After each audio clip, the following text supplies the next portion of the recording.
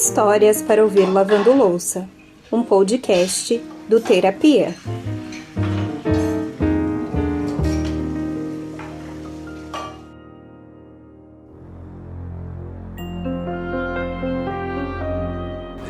Meu mozinho, é só uma brincadeira, é os pedidos de solteiro. Ah, dinheiro! Você acha que eu tenho cara de idiota? Você já destruiu a nossa família uma vez por causa desse vício maldito! Não vai ter uma segunda, Miguel, entendeu bem? Eu vou embora antes! O que vocês acabaram de ouvir é um trecho da novela Órfãos da Terra, de 2019, que mostra o vício em jogos de azar do personagem Miguel, o que na trama acaba trazendo muitas consequências para a família dele. A gente pegou esse trecho específico, mas a verdade é que poderia ter sido de uma série de outras novelas, tipo em Verão 90, que o Jerônimo tem o mesmo problema. Ou o Regis, em A Dona do Pedaço, que também é viciado em apostar. Não é de hoje que essas narrativas envolvendo jogos de azar têm sido frequentes na televisão brasileira. Se a gente volta para o século passado, em 1996, o personagem Arquimedes da novela Quem é Você já lutava com o vício, e ele tá longe de ter sido o primeiro. Uma vez eu tava conversando com um amigo e ele me contou que a mãe dele sempre contou a história de um tio distante que perdeu tudo em jogo e caiu no alcoolismo. Ela botava o terror nele pra ele ficar com medo de jogar e nem chegar perto de qualquer tipo de aposta. A impressão que eu tenho é que por muito tempo esse tipo de visão foi mais difundida entre os brasileiros. Por mais que o jogo do bicho esteja aí no imaginário popular há mais de século, sempre tinha um pé atrás maior, ou pelo menos um julgamento. Só que em pouquíssimos anos, o que a gente tem visto são as coisas mudando drasticamente. O mercado de apostas esportivas do Brasil foi liberado em 2018. No ano passado, elas chegaram a movimentar cerca de 150 bilhões de reais. Esse crescimento deixa o varejo em alerta. Isso porque as empresas desse setor temem que as famílias, principalmente as de baixa renda, deixem de gastar em outras áreas para continuar a apostar nas bets. Ou a gente tinha mais ou menos consolidado a ideia de que jogo era perdição, era uma coisa de rico desocupado, era uma coisa que era a tragédia da sua vida, e como virou um negócio de corzinha colorida na palma da sua mão, com gráfico infantilizado, com criança e velhinho anunciando na internet. Essa é a pergunta que tem feito a gente arrancar os cabelos por aqui.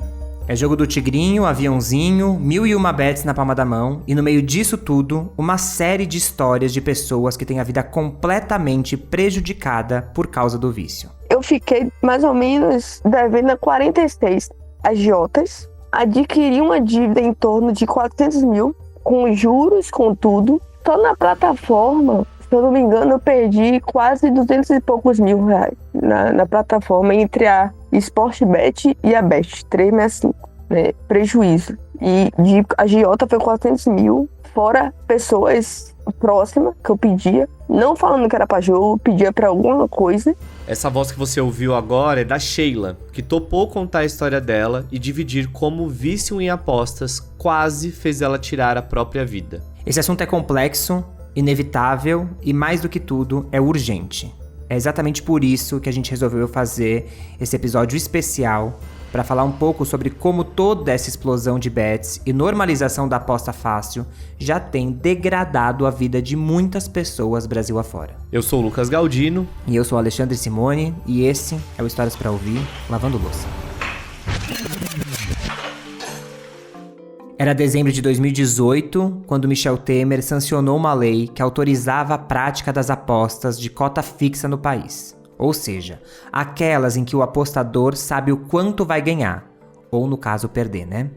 Só que diferente de outros lugares do mundo, aqui o mercado entrou em ação sem uma regulamentação clara e específica. Pouco menos de 6 anos depois, o resultado disso é um país que gasta mais com apostas online do que com a compra de arroz.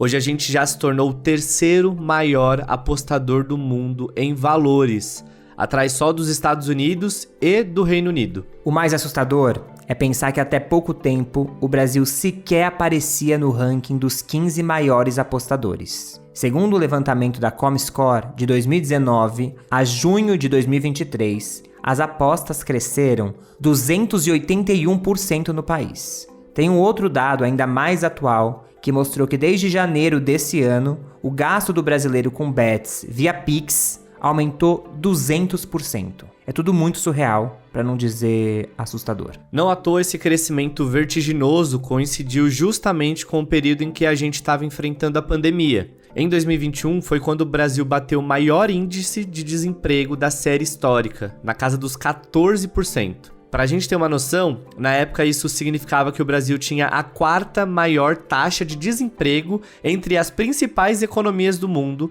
e a primeira entre os países do G20.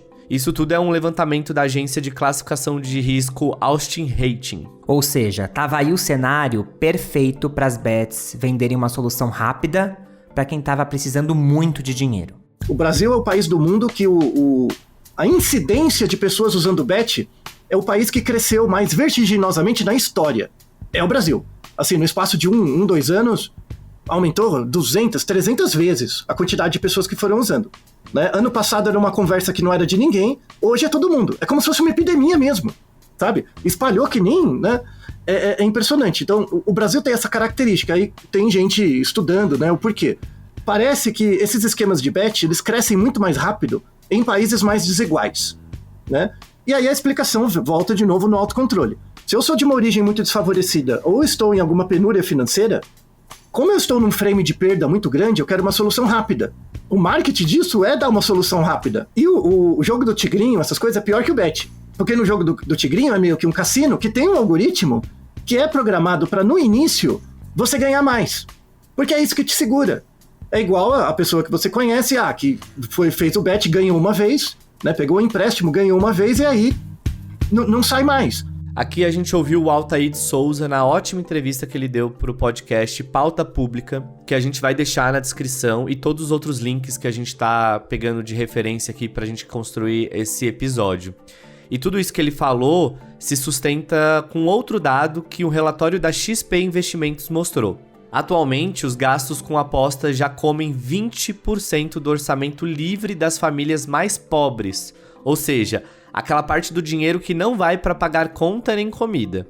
A gente tá falando aqui um monte de número só para mostrar o tamanho da encrenca, mas a verdade é que a gente só percebe o buraco que a gente tá se enfiando quando a gente ouve uma história de uma pessoa real, uma história que poderia ser nossa. Na época que eu comecei, que foi mais ou menos há 5 anos atrás, foi há 5 anos atrás, não existia tanta mídia para isso. Não tinha influenciador, não tinha muita mídia no Instagram que estivesse divulgando essas questões. Então foi mesmo familiares, amigos que começaram a apostar no futebol. E eu fui indo, no começo, fui mais por, eu vou ganhar um dinheirinho extra, né? Aquela expectativa de vou ganhar um dinheirinho para poder curtir, já que meu dinheiro não sobra, vamos lá. No começo até então tava tudo bem. Só que quando chegou o período da pandemia, foi o período já começou as coisas publicar no Instagram com mais frequência, né? Já tinha mais casa de aposta, que na época era o Bet365, e o Sportbet já começou a divulgar. Foi quando, por estar em casa com mais frequência, tempo livre, ninguém saindo, eu comecei a jogar mais, né? Então, o que eu começava a jogar com pouco, eu comecei a botar mais valor. Eu lembro que na primeira aposta, eu ganhei R$200. Então, uma pessoa assalariada ganhar R$200 naquela época era muito dinheiro. Então, aqui de novo a gente tá ouvindo a Sheila, nossa entrevistada, e eu queria deixar aqui abrir um parênteses para agradecer a querida Paula Churchill, que foi quem escreveu uma matéria na Marie Claire sobre a Sheila e que topou apresentar ela pra gente e a gente contar aqui a história dela. A Sheila ganhou R$200 na primeira aposta, no momento que o salário dela era de 800. Ou seja, em poucos minutos, ela fez o que levaria uma semana inteira de trabalho. É óbvio que deixa qualquer um balançado, né? Quem não quer ganhar dinheiro? E aí foi exatamente naquele momento que ela pensou que as apostas podiam ser mais do que um passatempo. Então, eu comecei a ver que era uma possibilidade de eu estar ganhando dinheiro, uma possibilidade de eu estar ajudando meus pais, de eu estar mudando de vida realmente, que esse é o grande objetivo que a gente busca quando joga isso, né? Que é mudar de vida. E esse pensamento não é só da Sheila, tá? Em uma pesquisa da FEComércio, que analisou o perfil dos apostadores paulistas, 25% responderam que apostam para aumentar a renda rapidamente, enquanto outros 9% responderam que apostam como um investimento. Ou seja, mais de um terço dos entrevistados paulistas veem as apostas da mesma maneira que a Sheila. E a Sheila, vale lembrar, ela é da Bahia. Então, assim, é um cenário que passa para todo o Brasil, não é só aqui em São Paulo, da onde a gente está gravando esse episódio. E tem outro dado que chama bastante atenção nessa pesquisa. 6% dos entrevistados responderam que jogam porque são viciados. E isso é quem teve a coragem de falar a verdade. A gente tem que considerar isso também. Quando a gente olha para a história da Sheila, a gente vê que não demorou para ela também entrar nessa categoria de viciado. Eu fui jogando, fui passando tempo, só que chegou um tempo que eu já não dormia, porque eu queria passar a noite jogando. O que eu ganhava de dia, eu perdi à noite. Eu já estava em um patamar que eu ganhava o quê? Eu cheguei a dia a ganhar 2.000, 3.000 reais e saí endividada naquele dia. Eu saía negativa. Eu perdi os 300 e ainda perdia mais que eu botava, na expectativa de estar recuperando. Só que aí surgiu a casa do Blazer, que foi o famoso foguetinho. Esse daí eu costumo dizer hoje para as pessoas que eu considero que é o que te leva para cima, mas quando te desce de vez. Você ganha muito rápido mesmo, e tipo, eu ainda me emociono em falar. O que acontece? Você joga, você ganha muito nesse foguetinho, você ganha. Se eu dizer pra você que eu não ganhei, eu ganhei. Eu tive rodadas que eu entrei com 40 reais e fiz quase 7 mil, 8 mil com 40 reais. Então, cresce o olho, porque você ganha 800 reais, trabalhando 30 dias, de domingo a domingo. Em um dia só que você bota 40 reais, você ganha 4 mil reais. Só que ao mesmo tempo que você entra na expectativa de mudar de vida, você já não consegue sair. Você ganha 4 mil, só que aquele dinheiro você saca. Eu sacava 3 mil, ficava 1.000. Eu perdi aqueles 1.000, aí eu botava mais 1.000, botava mais 1.000, botava mais 1.000. Na expectativa de recuperar os 40 que eu botei. Não recuperar os 40, o que é que eu fazia? Botava mais. Foi quando eu comecei a perder o controle totalmente.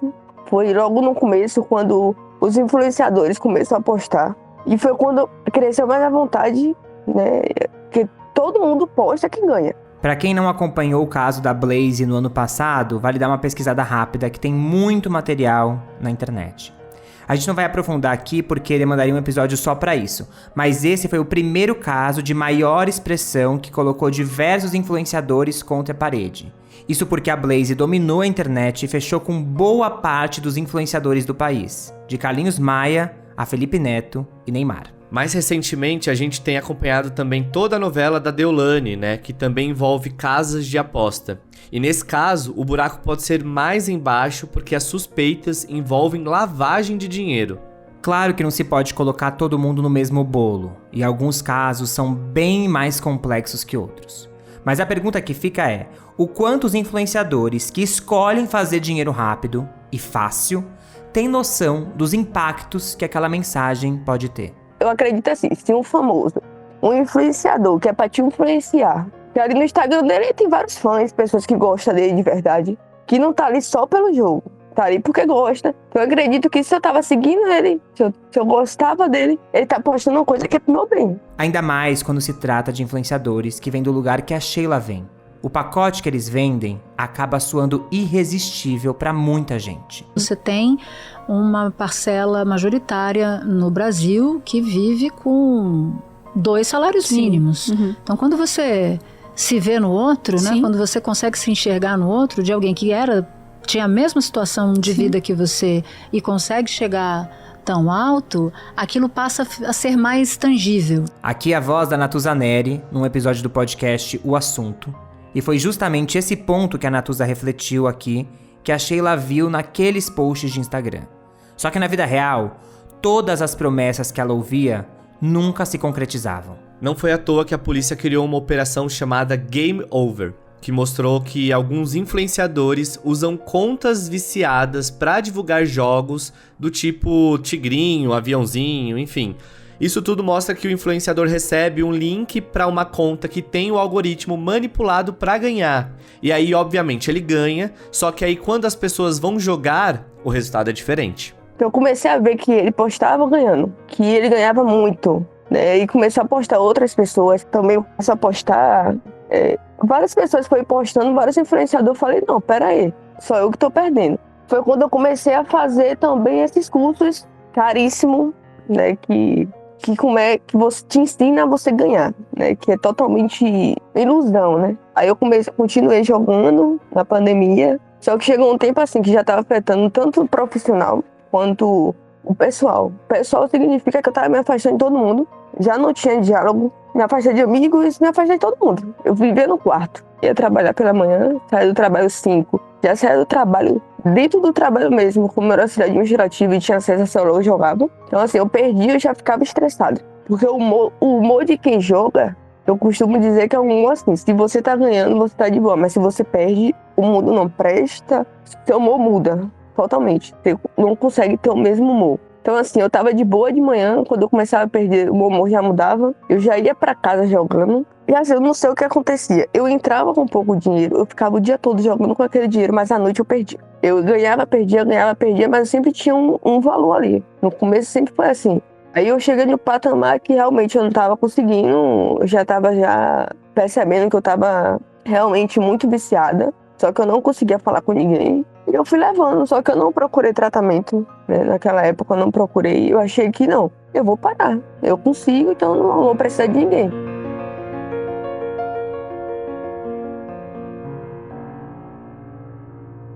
Lembra quando a gente ouviu o Altair de Souza falando sobre epidemia? Ele usou essa palavra e não foi à toa, porque realmente o vício em aposta é considerado como uma questão de saúde pela OMS, assim como as drogas e outras formas de adicção. Uma pesquisa do Departamento de Psiquiatria da USP apontou que o Brasil já tem aproximadamente 2 milhões de pessoas viciadas em jogos.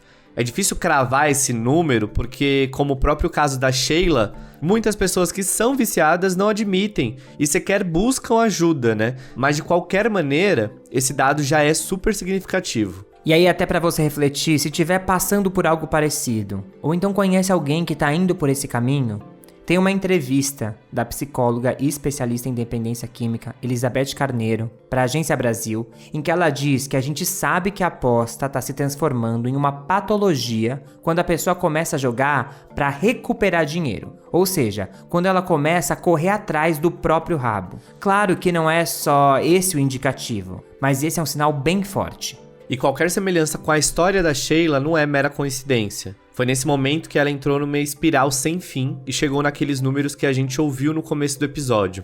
Ela perdeu 11 cartões de crédito, ficou devendo para 46 agiotas e acumulou mais de 400 mil reais em débitos, né? Ou seja, em dívida, gente. Lembra que ela só ganhava 800 reais. Que assim, esse jogo faz a pessoa se tornar até mentiroso, né? No caso, você começa a mentir por necessidades que você não tem, mas que você começa a dizer, pô, tô precisando botar um crédito, faz um Pix pra mim. Só que você não tá precisando, aquele dinheiro você não vai, não, vou jogar aqui esses 20 reais, vai fazer, eu vou botar meu crédito e vai sobrar. Você perdia. Então fazia muito isso. Foi mais ou menos 400 mil que eu comecei a dever.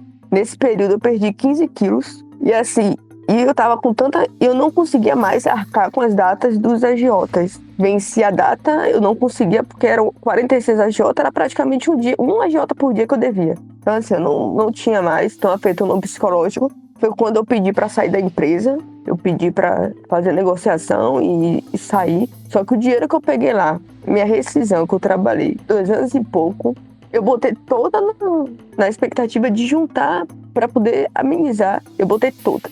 Eu peguei em torno de quase 6 mil reais, juntando com o FGTS, com todo o processo, eu perdi em menos de 14 minutos. E foi aí que a Sheila viu que já não tinha mais controle de nada. E que agora a água estava lá na altura do pescoço. Ela já estava se afundando em uma depressão profunda, quando uma amiga chamou para passar uns dias na casa dela, no Rio de Janeiro. A Sheila viu como uma chance de dar uma respirada e foi. Só que enquanto ela estava no Rio de Janeiro, as cobranças não desapareceram. Na verdade, elas começaram a surgir em Salvador. Então tava já começando a aparecer, de certa forma, já estavam começando um falar pro outro, né? Teve pessoas que começaram a perceber que realmente estava alguma coisa estranha. Não, a Sheila tá com alguma coisa estranha. Ela tá pedindo 500 pra dar com 1.000, ela não tá normal. Então, e começou até que chegou no ouvido de minha irmã, né? Então, minha irmã me ligou e eu já tava no Rio de Janeiro, só que eu não tava vivendo no Rio de Janeiro. Eu tava depressiva, eu tava preocupada, só que assim, eu achava que eu ficando longe eu iria conseguir resolver de longe. Foi quando minha irmã me ligou e perguntou o que estava acontecendo. Não tive coragem de contar pra ela. Aí ela pegou e falou assim, eu tenho uma amiga que é psicóloga. Se você não quiser contar pra mim o que tá acontecendo, eu vou marcar um psicólogo pra você e você conversa com ela. Você conversa, porque você não conversa mais com a gente, você se afastou. Então eu percebo que tá uma coisa acontecendo. Aí foi quando eu aceitei a ajuda psicóloga da amiga da minha irmã. No primeiro dia que eu tive, eu não consegui falar nada. Eu só chorava e ela conversando comigo. E na segunda vez eu decidi que eu iria contar tudo o que estava acontecendo comigo. Eu contei tudo pra psicóloga amiga da minha irmã. Contei que eu tava com uma dívida de 400 mil, que tinha agiotas atrás de mim, que eu tava com muita cobrança, que eu já não tinha nem vontade de viver, na verdade. Porque eu já considerava que eu nem tava vivendo, né? E que eu não sabia o que fazer, que eu tava sem saída. Foi quando ela perguntou, que assim, ela falou que não podia contar, porque tem aquela questão, né? Não pode contar o que você... Só que ela perguntou se eu permitia. Ela conversar com minha irmã e contar o que estava acontecendo. Aí eu falei que eu permitia. Foi quando ela, aqui em Salvador, contou pra minha irmã. Minha irmã ficou sabendo de toda a situação. E eu estava no Rio de Janeiro. Foi quando minha irmã juntou a família toda e contou para meus pais que eu estava nessa dívida, que eu estava no fundo do poço, literalmente. E fizeram uma vaquinha para mim voltar do Rio para cá, para Salvador, para poder até então me ajudar, né? Aí eu cheguei aqui, vim para Salvador, fui para casa de minha avó, porque assim, eu já não conseguia entrar na minha casa, porque eu já estava com síndrome do pânico. Eu achava que todo mundo estava atrás de mim, que todo mundo queria me matar, então eu não entrei na minha casa. Eu fiquei quase 8 dias sem fala, não conseguia falar. Fiquei uns 3 dias, fiquei usando fralda descartável. Não conseguia mais nada. E eu achava que eu contando ele ia aliviar, só que não aliviou. Por quê? Porque veio um arrependimento. Eu acho que a essa altura, a gente nem precisa dizer mais que o vício em bets tem o mesmo mecanismo que o vício em álcool, em outras drogas ilícitas também, né? De fato, ele é um vício que começa a mexer com a química do sistema nervoso central, segundo o ProAmit, uma entidade da USP que tem atuado junto a pessoas que têm algum tipo de vício.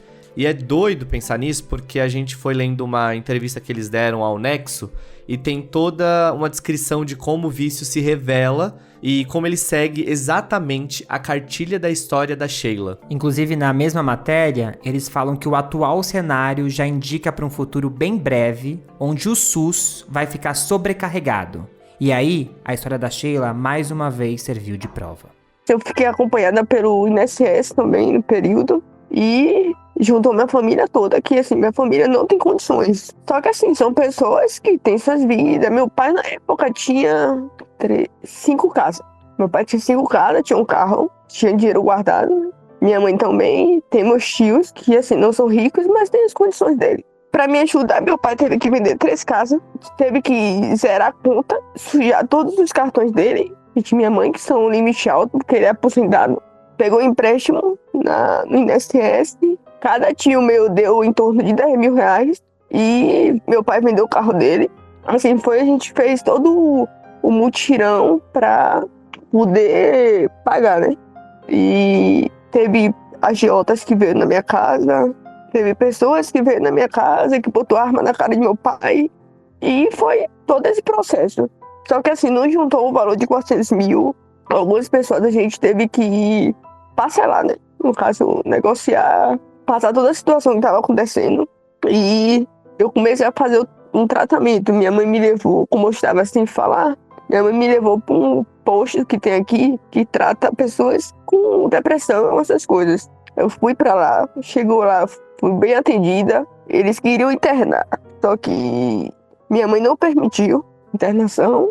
Eles me encaminharam para o CAPS, que é onde faz o acompanhamento psicológico todo, né? Aí eu fui pro CAPS, né? Hoje eu ainda continuo no CAPS. Vai fazer o quê? 5 anos que eu tô no CAPS. E esse tratamento da Sheila, além de envolver médico, psicólogo e psiquiatra, demandou que ela tomasse 5 remédios por dia, para depressão, para o vício, para dormir e até para comer. A situação dela era extrema em todos os níveis. Não é exagero algum dizer que a Sheila teve que recomeçar a vida do zero. E esse processo foi longo, dolorido e muito caro. Hoje, graças a Deus, eu tenho praticamente 5 anos sem jogar. Hoje eu tenho um grupo com pessoas, várias pessoas, depois da entrevista que eu dei, várias pessoas chegam no meu Instagram falando comigo e eu vejo que está vivendo o que eu vivi, respondendo da forma que eu respondi e acreditando na falsa ilusão de que sozinho consegue sair. É o que eu vejo muito. Hoje, graças a Deus, está com 97% das dívidas pagas. Hoje eu trabalho, eu tenho meu trabalho. Hoje, toda a depressão que tinha em minha vida, não tenho mais. Graças a Deus, hoje eu posso sair de cabeça erguida. Hoje, eu lembro naquela época que eu trabalhei em 2 empregos, né? Eu trabalhava de 8 às 5 em um e trabalhava de 6 à meia-noite em outro.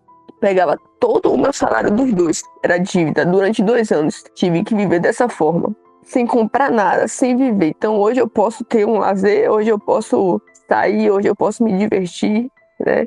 Hoje eu vejo que meus pais não conseguiram de volta o que perderam, que assim é difícil, só que assim a gente consegue ter uma vida normal. Hoje eu consegui me aproximar mais de meus pais, né? Hoje, graças a Deus, minha vida está totalmente diferente.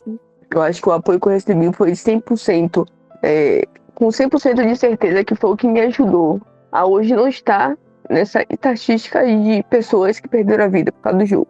Então hoje eu percebo que tem vários pais que não ajudam, que acham que não é vício, não, ele vai parar quando ele quer.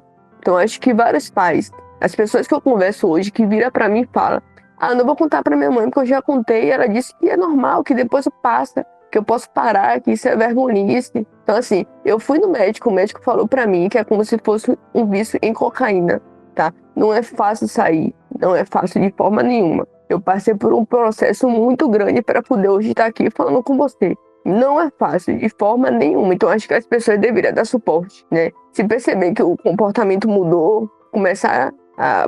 Eu tento falar para as pessoas, evita receber dinheiro em Pix, né? Tenta não receber dinheiro em Pix, quem recebeu o seu salário saca na hora.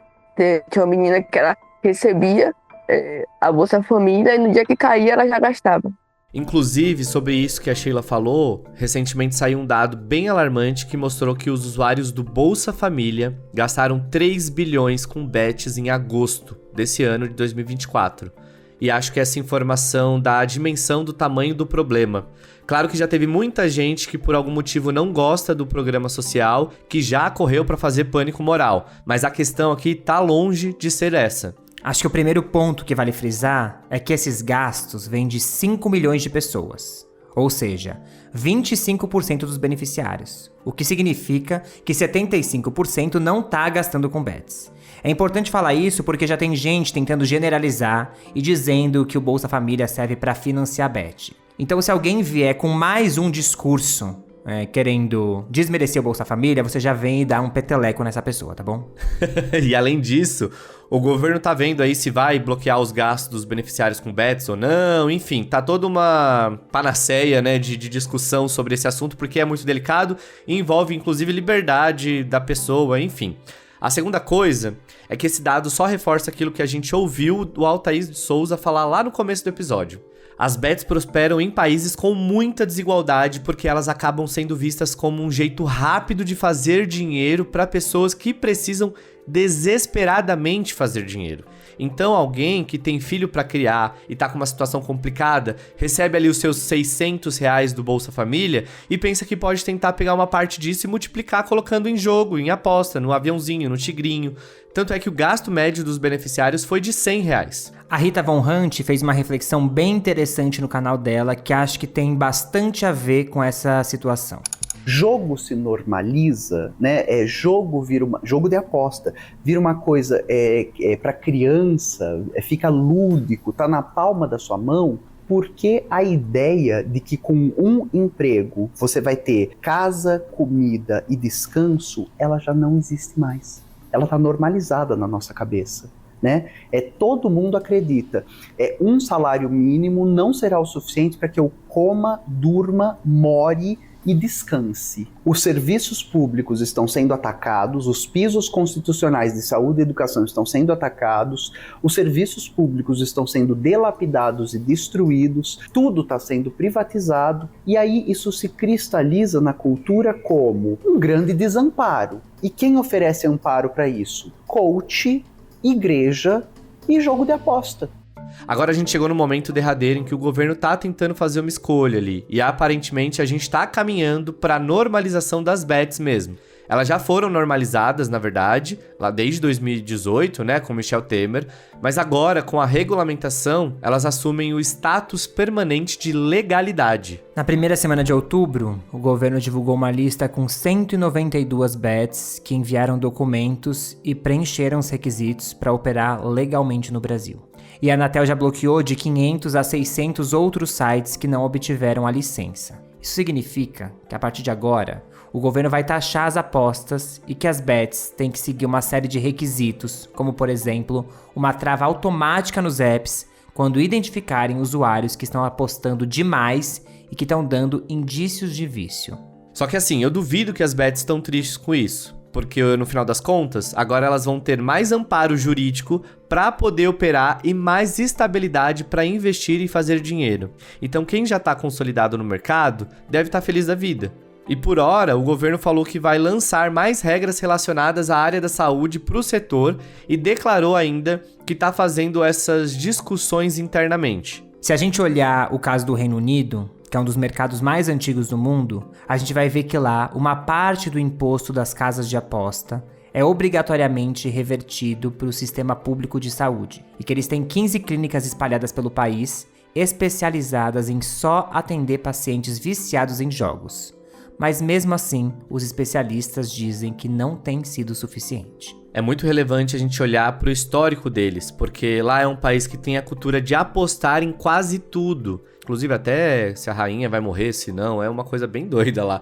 E eles já fazem isso legalmente há muito tempo. Pra gente ter uma noção, um relatório recente da Gambling Commission do Reino Unido mostrou que 61% dos adultos britânicos jogaram em algum tipo de jogo no último ano. E um dado específico desse relatório me chamou bastante atenção, que diz que no caso de apostas online em esportes, a proporção de apostadores problemáticos é de 2 a 3 vezes maior do que a média de outros tipos de aposta. E quando eles olham só para jogos de cassino online, esse número sobe para 4 a 5 vezes. Ou seja, a gente não vai lidar com o mesmo tipo de problema que a gente tinha com o vício em jogo do bicho ou outros tipos de apostas, porque o buraco é bem mais fundo. Já tá muito claro que o celular potencializa muito o vício de quem tem propensão a esse tipo de problema. Quanto mais rápido um estímulo, chega ao cérebro, maior propensão de dependência esse estímulo tem. Ou seja,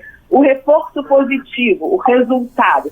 Não à toa, é você usar cocaína ou você usar uma droga inalada ou uma droga injetada como a heroína, qual é a diferença? Chega muito mais rápido ao cérebro, ou o crack chega muito mais rápido ao cérebro. Então, quanto mais rápido uma substância ativa o cérebro e há uma liberação de dopamina, que é um neurotransmissor ligado ao bem-estar, ao prazer, Então, quanto mais rápido, mais potencial de dependência. Então, se antes eu tinha que esperar uma semana pelo meu resultado, eu me desligava da coisa. Agora eu fico ali 24 horas no ar, jogando, apostando, recebendo, ganhando, perdendo. Isso é muito adictivo, isso é muito semelhante ao que nós tínhamos em cassino, nos bingos, as máquinas caça-níqueis, que foi uma época que a prevalência de jogo aumentou muito no nosso país. Por quê? Porque você puxa aquela alavanca e na hora você sabe se você ganha ou se você perde. Aqui a gente ouviu a psicóloga Elizabeth Carneiro em entrevista à Rádio EBC. A comparação com o passado até pode ser feita, mas a gente tem que saber que o cenário atual é outro e com um potencial muito mais nocivo. E só pra gente encerrar ali o assunto do Reino Unido, eu queria pegar um último dado daquela pesquisa, que pra mim gritou bem alto também.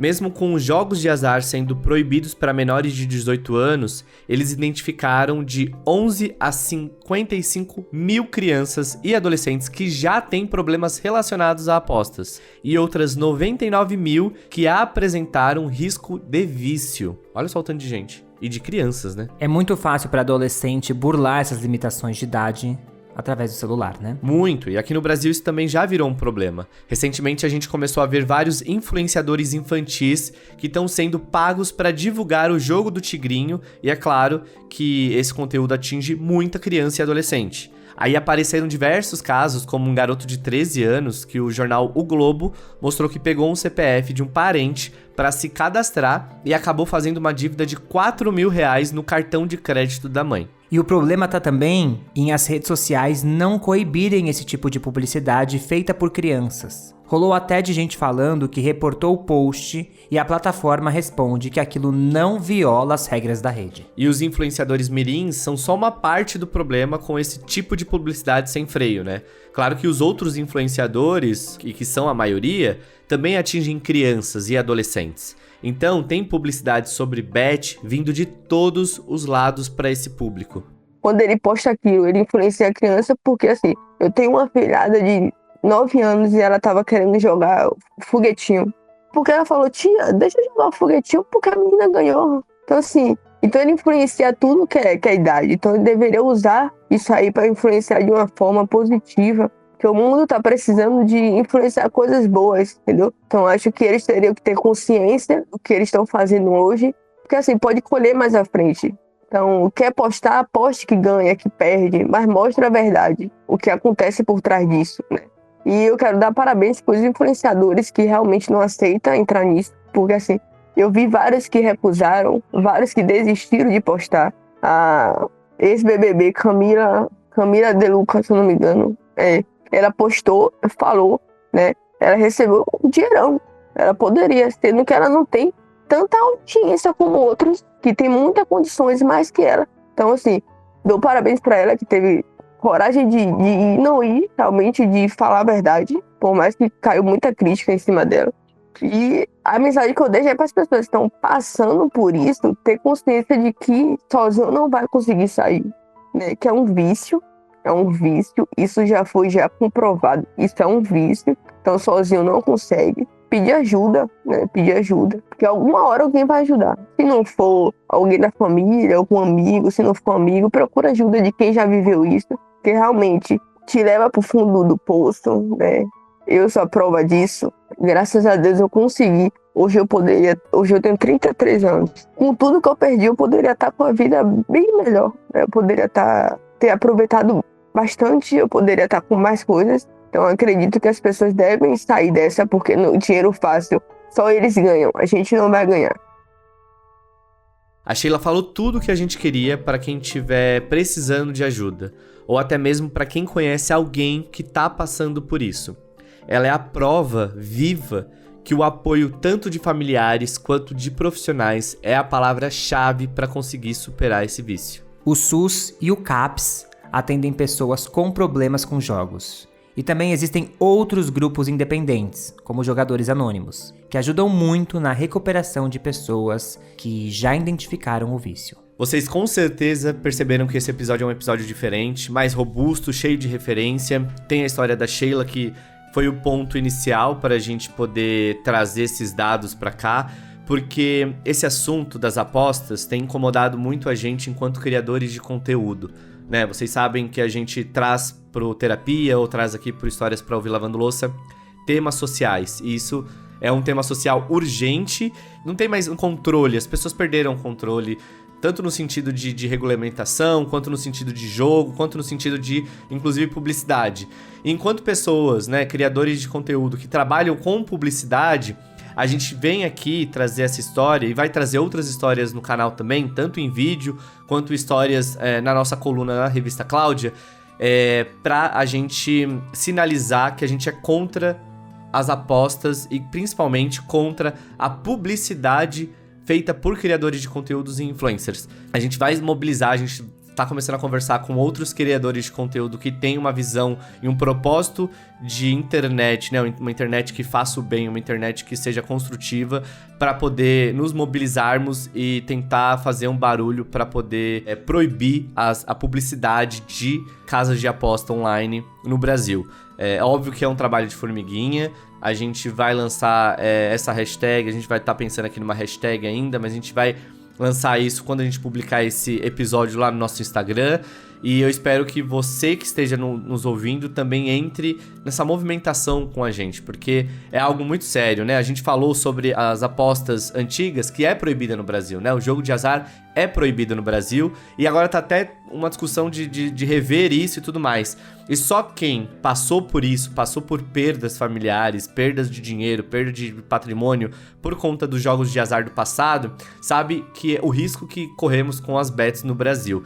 E a gente tava falando de jogos de azar que era fácil de você controlar, porque você fecha uma casa física, a pessoa não tem como mais ir lá. E agora a gente tá falando que tá na palma da nossa mão algo que pode destruir a nossa vida e nossa família. A Sheila, a nossa convidada aqui, que eu agradeço imensamente por ter a coragem de mostrar a sua história, que é muito delicada, ela tá recente, tudo é muito recente para ela, né? Tem menos de 5 anos. Ela mostra quão danoso é a publicidade, quão danoso é os jogos de azar e os jogos de aposta online para as pessoas. Ainda mais num país, como bem diz Rita Von Hunt, num país que é um país com uma desigualdade social gritante, onde as pessoas não têm mais oportunidade de construir um patrimônio, né, de ganhar um dinheiro, porque alta taxa de desemprego, não tão alta ultimamente, mas que sempre fica flutuando, empregos que não pagam bem, empregos que não dão garantias, né, a CLT basicamente foi extinta nesse país, todo mundo vive de PJ e de bico, como isso afeta também o jeito que a gente quer construir nossa vida, né, todo mundo precisa de dinheiro. Todo mundo precisa de dinheiro para sobreviver. Então a gente vai tentar apelar para o que é mais fácil.